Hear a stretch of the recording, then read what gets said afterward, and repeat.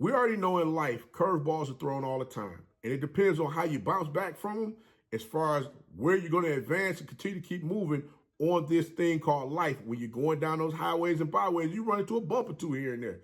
Well, we already know that the players for Jackson State, they're already preparing themselves. Possibly they should be on the plane right now, headed down to Miami, Florida, getting themselves prepared for the Orange Blossom Classic. Well, it seems that Jackson State will be down a player who's not going to be making this daggone plane ride for the Orange Blossom Classic. We're going to get into it right after this.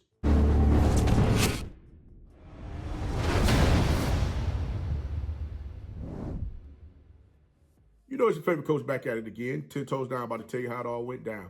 This is Tomorrow Leader Sports Network with your host, Coach Walker. If you're new to the channel, please like, share, subscribe. Hit that notification bell so you can get all upcoming videos. For all my leaders out there, welcome back. Y'all know the drill. Y'all know the routine. If you haven't done so already, please like, comment, and share these videos. And tap in a friend or two and tell them to come on in. It's nothing but positive vibes. We're just having a good time talking about HBCU sports. And don't forget, you can follow us on all social media platforms. The links are listed down below in the description. So without further ado, we're going to go ahead and jump on in this thing and get straight to it. Because I know you're like, Coach, what you got going on now? Who ain't making the plane ride? Well, as I stated before, you know the Orange Blossom Classic is a few days away.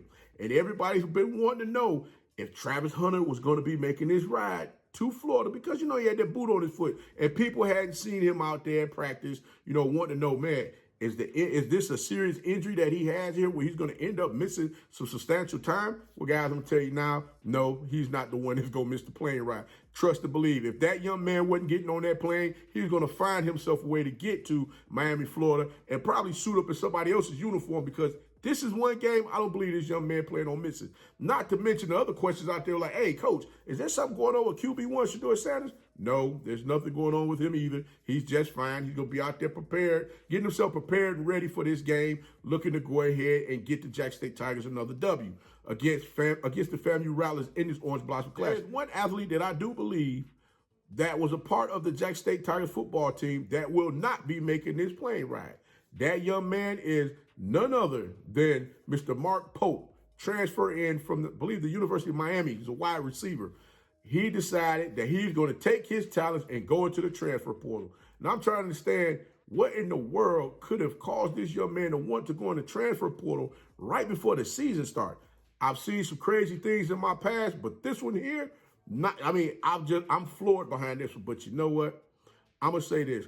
Shame on you, Coach Prime, for having all that daggone competition over there at Jackson State, knowing daggone well these folks are going to be losing their mind trying to figure out who's going to get out there in that field. I mean, I can't tell no tale. Coach Prime did warn everybody, say, hey, listen, we got some competition over here. And if you can't cut the mustard, guess what? You'll be standing over here next to us holding the clipboard, marking off some plays or something. Better yet, you'll be back home working out in the gym, getting yourself prepared and ready to hopefully get out there on the field the next week. Well, yes, guys, it is true. Mark Pope has hit the transfer portal. According to 247 Sports, it shows that this young man went to the transfer portal. Now, I'm just wondering, what in the world caused this young man to decide that he was going to go to the transfer portal? I mean, there hasn't been any real information that have touched down, but I'm sure a lot of folks is going to guess as far as what's happening. You know, 247 Sports and these other entities, they love to put the information out there as far as certain things that go on with the athletes from one program to the next, you know, why they decided they wanted to leave and go somewhere else. Well, I mean, it seems to me that, you know, this young man, he wants to play. And I guess if he's not getting the playing time, he's going to say, hey, look, I got to go ahead and put myself in a situation that's going to be best for me and my family. And in this instance, I get it and I understand, but you got to take into consideration this. That transfer portal out there ain't fair to nobody. I'm trying to tell you, that transfer portal ain't got no love out here in these streets. When I tell you there's over 4,000 athletes that's in that transfer portal right now since 2021, man, that is crazy. And that, matter of fact, that's with FBS and FCS players in that transfer portal. I highly advise any athlete, if you decide that you want to go into the transfer portal, make sure that you have some film from the college or university that you previously attended, so that you can show that to the coaches, let them know, hey, listen, this is what I was able to do within the program, within the system, where they had me playing the position that you're looking to go play at another university.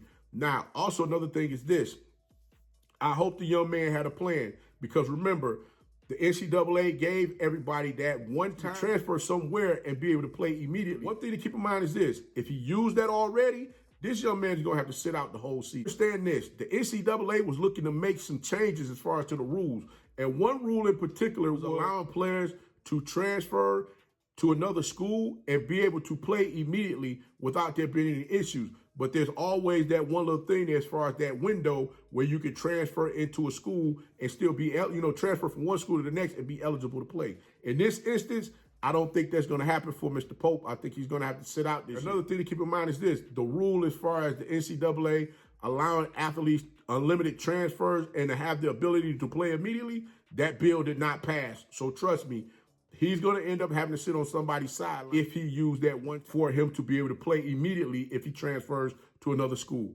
But guys, I'm not going to hold you any longer. I wish the young man the best of luck, and I hope he lands somewhere where he's going to be able to get out there on the field and compete. But until next time, be the one and lead.